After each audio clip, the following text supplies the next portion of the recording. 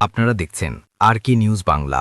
বাংলাদেশের স্বাধীনতার মহান স্মৃতি ধারণ করে রাখা জাতীয় স্মৃতিসৌধে আজ সকালেই শ্রদ্ধা জানিয়েছেন ভুটানের প্রধানমন্ত্রী ড শেরিং টোবগে।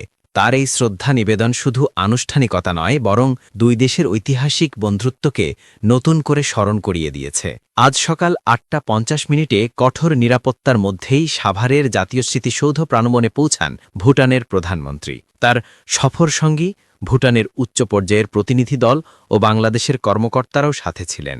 স্মৃতিসৌধের সামনে তৈরি করা হয় বিশেষ মঞ্চ।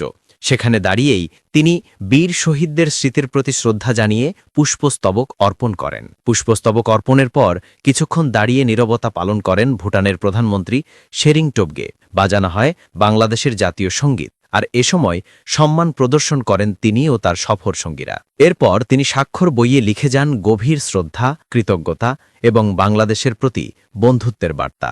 তার লেখা বার্তায় উল্লেখ করেন, বাংলাদেশের মুক্তিযুদ্ধ ইতিহাসে এক অসাধারণ অধ্যায়। বীর শহীদদের আত্মত্যাগ ভুটানের মানুষের কাছেও অনুপ্রেরণার উৎস। তিনি আরও বলেন, বাংলাদেশের উন্নতি দেখে ভুটান আনন্দিত ও গর্বিত। এদিকে দুই দেশের সম্পর্ক ইতিহাসে বিশেষভাবে গুরুত্বপূর্ণ। বিশ্বের প্রথম দেশ হিসেবে ১৯৭১ সালে বাংলাদেশকে রাষ্ট্র হিসেবে স্বীকৃতি দেয় ভুটান। সেই বন্ধুত্বপূর্ণ সম্পর্কের ধারাবাহিকতা আজও বহমান। বিশেষজ্ঞরা বলছেন, শেরিং টোবগের এই সফর ও শ্রদ্ধা নিবেদন দুই দেশের কূটনৈতিক সম্পর্ককে আরও সুদৃঢ় করবে।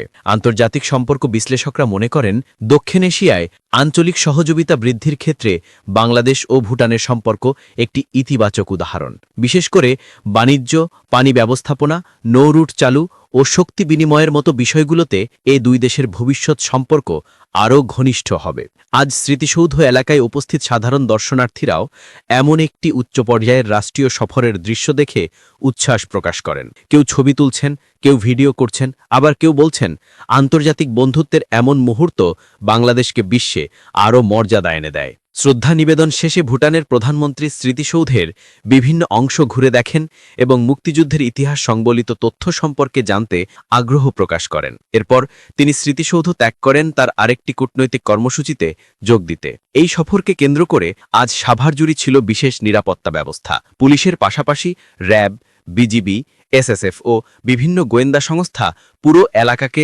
নিরাপত্তার চাদরে ঢেকে রাখে। দিনের শুরুতেই এমন একটি শ্রদ্ধা নিবেদন বাংলাদেশ ও ভুটান দুই দেশের বন্ধুত্বের গভীরতা তুলে ধরে। স্বাধীনতার স্মৃতি বহনকারী এই স্মৃতিসৌধে দাঁড়িয়ে ভুটানের প্রধানমন্ত্রীর শ্রদ্ধা জানানো নিঃসন্দেহে দুই জাতির বন্ধনের প্রতি নতুন করে আস্থা সৃষ্টি করেছে।